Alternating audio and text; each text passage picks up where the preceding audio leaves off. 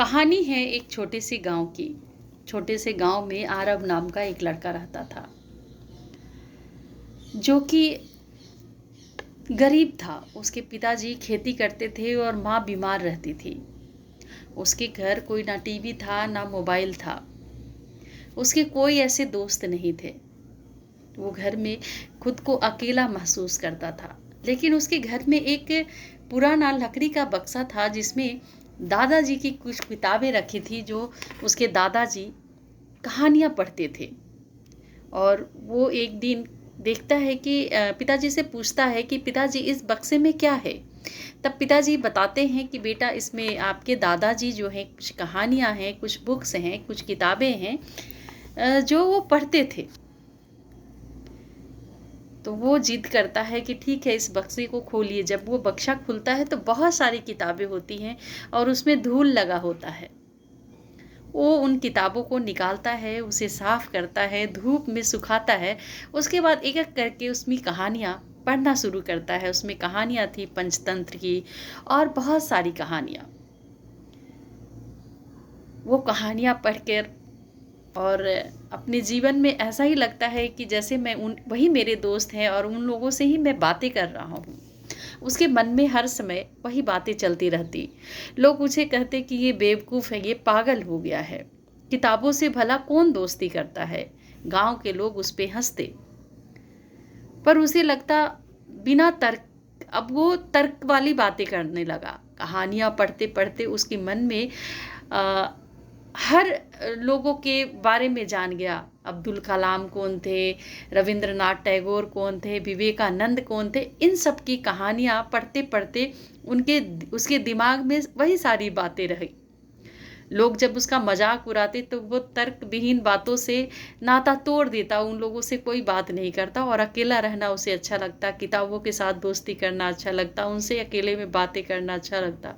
लोग कहते ये पागल हो गया है, पर वो लोगों की बातों को नहीं सुनता। वो अपने काम में लगा रहता। ऐसे ही चलता रहा। स्कूल भी जाता था वो साथ ही साथ। पर पता चलता है कि स्कूल में बाहर से कुछ लोग आ रहे हैं जो वहाँ प्रतियोगिता करा रहे हैं।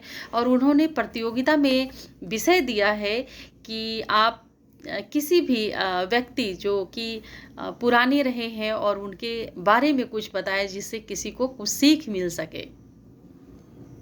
वो भी उसमें पार्टिसिपेट करता है, उसमें वो भाग लेता है।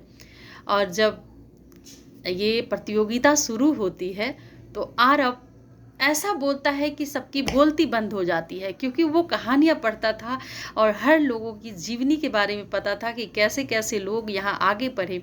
और इतने अच्छे वैचारिक रूप से विचार अपना देते हुए लोगों को समझाता है कि लोग उससे बहुत प्रभावित होते हैं। और उसकी इन बातों को सुनकर तालियां बजते ही रहती है। वो भी बहुत खुश होता है और जो बाहर से शहर से लोग आते हैं उसकी बातों को सुनकर बहुत प्रभावित होते हैं और कहते हैं कि इतना बहादुर बच्चा और इतना पढ़ा लिखा बच्चा इस गांव में है। मतलब उन्हें विश्वास नहीं हो रहा था। और उन्हीं में से एक ऐसे जो आए थे प्रतियोगिता में, उसे कहते हैं कि मेरी तरफ से तुम्हारे शहर की पढ़ाई बिल्कुल फ्री। और उसे शहर ले जाते हैं और उसे पढ़ने का पूरा फ़ी देते हैं। और आरव एक दिन बहुत ही अच्छा ऑफिसर बनता है और लौट के गांव आता है तो सबसे पहले एक अच्छा स्कूल खुलवाता है और जिसमें एक किताबों की लाइब्रेरी बनवाता है ताकि बच्चे मोबाइल से दोस्ती ना करें, किताबों से दोस्ती कर सके।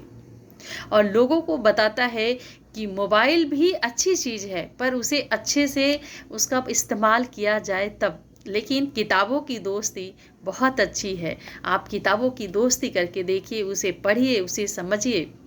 ये बात सबके दिल को छू गई और सब लोग धीरे धीरे उससे दोस्ती करने लगे। जो छोटे बच्चे थे उन लोगों को बार बार मोटिवेशनल बातें करता उनके पास जाकर।